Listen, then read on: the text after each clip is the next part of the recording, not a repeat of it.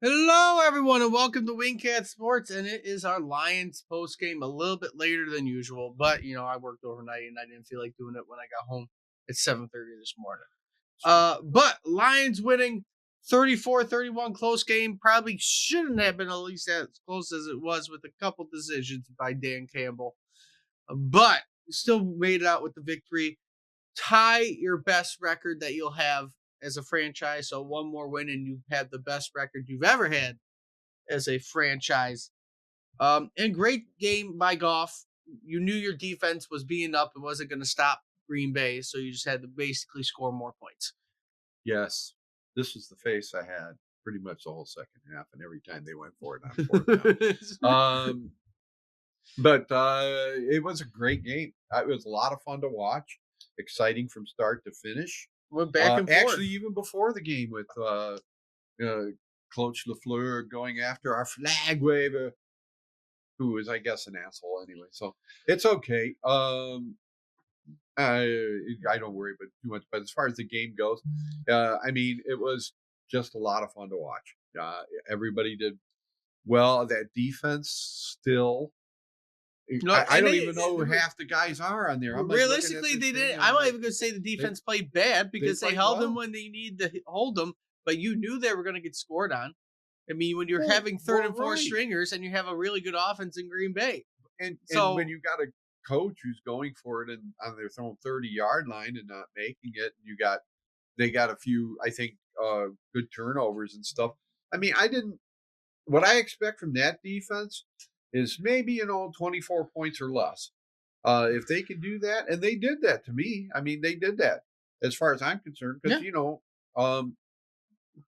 if they had punted that one time instead of going for it and not making it on their own 30, I think that would have been more fortuitous. But that's not how Dan Campbell does it. As frustrating as it can be for us fans at times, it's also a lot of fun. I mean, he goes for it, and we go, yeah, it. I mean, for the most part, I mean, 3 out of what? He was 3 out of 4. Yeah, he only missed one, and that was the one on his 30. Right, the other ones were huge. I mean, touchdowns. The only other questionable one he had was deciding to go for it on 4th and inches from when it was like a minute left or however long it was, right. And you'd be like, "What?" And the thing is, how this fan base goes, you love it because he made it, but if he would have missed that and you would have lost the game, you would have asked for his head. Right, but at least in that situation, you're not giving Green Bay points like you are in the other situations. At least if you're going for it on 4th and inches in their, deep in their territory to win the game. I mean, basically that's what you're doing.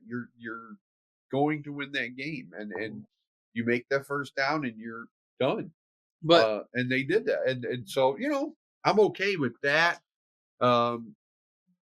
Not okay with going for it when you're ahead and you're leading on your own 30. Overall, though, looking at your defense before we fully dive into the offense, they did pretty well. They held Green Bay to under 100 rushing yards. Green Bay had 99. Josh Jacobs only ran for 66 out of his 18 attempts. So even though you're without DJ Reader and some of that interior line with McNeil getting hurt during the game, you ended up holding them back, which is good. All right. No, I mean, I thought the defense, even for what they have on the field, was amazing. I mean, I thought Branch was hurt. I was like, geez, no, not another. Well, at least it's a long player. Well, McNeil got hurt too. And McNeil got hurt. And you're just like, well, who's left? You just got these guys dragging them out of the fans, out of the stands. All you have left is your secondary. That's it. Secondary and Jack Campbell. Right. And Jack Campbell, like I said, he came real close to making a sack on that one play that led to touchdown points for it was that close. And we might not have come down to a last second field goal. We might not have had to. But Green Bay is a really good team. And you held them back. Now you're not worried. Now as a team, you're not worried about Green Bay winning the division. Because at best they probably will tie you in the division. And we clinched. We clinched the playoff berth. Looking at our offense, though, because we haven't really talked about that, Jared Goff was 32 for 41, 283, with 3 TDs and an interception, untimely interception, but an interception at that. We also ran for over 100 yards between Montgomery, Gibbs, St. Brown, and Goff, even having his few chances of running this game, being a Right. little bit more mobile. Tim Patrick being the star of your receivers with 2 TDs. He was His great. first I TDs mean, since 2021. in your opinion, do you think he's almost an upgrade from Josh Reynolds? You know, I would say he's probably producing at just the same rate, Yeah. I but think that guy is just as and solid. and funny enough, Josh Reynolds got released this week, We so could have picked him up. We could have had him. Yeah. Jaguars Have him picked him back. up though, so you wouldn't have got him, but you could have, surprisingly. Well, right. I mean, with the rise of Patrick, I think that the fans probably would be more like, why do we need this guy? But I like Josh Reynolds. I thought he was a really good, But said player while there we was had him. one fumble that the Lions caused, which obviously was recovered, and then it was even on total turnovers. But the Lions overall, they had more first downs than the Packers. They had 76 plays to 45. They had a lot more plays with it being that close. You also held the ball for about um 13 more minutes than the Packers. That's great. Yeah. Almost a whole quarter worth more that you possessed the ball Right. than the That's great. Packers did. And it was a 34-31 game. And that's probably why Dan Campbell was just trying to keep the ball out of their hands as much as he could, knowing how the defense was going to be. Pretty even with the penalties, even with the red zone. Rushing was pretty even, 111 to 99. Passing was the only one that was kind of far off. The Packers did average more per play. Um, but we had the same amount of drives. We had, but we had about 100 more yards. So it was fairly I, even today. right. I And I mean, mean, you I made it just out. thought it was it was probably the funnest game we've seen so far as excitement, as far as coming the down to the wire. The lead Um, changed a bunch. But it was just it was a good day for the Lions. They played well. A lot again. Every single week, something else is happening. We have 11 straight wins, which is a new franchise record. Um, you tie again the record for best season already, and you still got 4 games to play. One more win, and you have the best season you've ever had as a franchise. Um, but you're doing good. You are doing good, and there's nothing else to really say besides that. That you just keep on winning. I know Packers fans are going to claim that uh, there was bad officiating, but there's right. bad officiating on both sides of the ball Yeah, this game. there was. I mean, I don't know how there's anything to really But complain about but also at the for same either time, team. as Lions fans, we're gonna say deal with it because we've had the short stick for I don't know how many years. So deal with Yeah, it. Deal with bad officiating. right. I Deal with mean, the this calls is not going your way. I It the happens. Packers could have won. I thought, like I said, it just came down to And whoever had the ball what last. we're right. Whoever had the ball last, and the fact that the Lions over the last 3 or 4 years, I mean, at least under Campbell, have gotten better and better and better at clock management, and they just know how to. And they have the players, they have the personnel to know how to milk the clock. You give them 4 minutes, you ain't getting that ball back, because they're gonna eke it out to the very end, and it's disheartening for the other team too, because you got to stop them, and you can't stop us. Uh, Yeah, again, your it's offense is you have a top 5 offense, top 3, top 2 offense. yeah, You're 1, 2, 3, 4 in the offensive category. So you have a top offense. You kind of can relax now a little bit. You don't want to take your foot off the gas, but you don't have to worry as much when you're coming next week when you play Buffalo. Hopefully you get some guys back from injury. I don't know who's expected to be back and that'll be. I'm not. We can't, as fan base, get pissed off if Josh Allen runs all over us, because he does that against he everybody. does that against everybody, and he's certainly going to be thinking, this is a challenge. We're a This is team. potential Super Bowl matchup Right, next and week. we're a team these other big time teams come in and look forward to playing. They want to gauge themselves against us. They know we're tough. They know all the hype's been with us all year.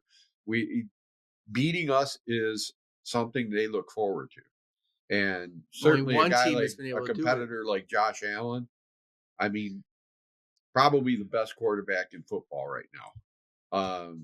I mean, I know that the Lion fan base wants to say Jared Goff, but if you wouldn't trade Jared Goff for Josh Allen right now, you're insane. But that's just the way it is. Jared Goff technically has better stats than Josh Allen, He has better stats, but there's no better all around. 5 interceptions more than Josh Allen. But Josh Allen also has, even though he's only thrown for 2,700 yards, he's probably also rushed for like 400 at this point. Exactly. So, and he gives you an element that no other quarterback, even Patrick Mahomes, has. I mean, Patrick Mahomes can run the ball. Certainly, he has that ability. Josh Allen's going to run the ball. He is going to run over you. Yeah, he is not going to go slide. He is going to push.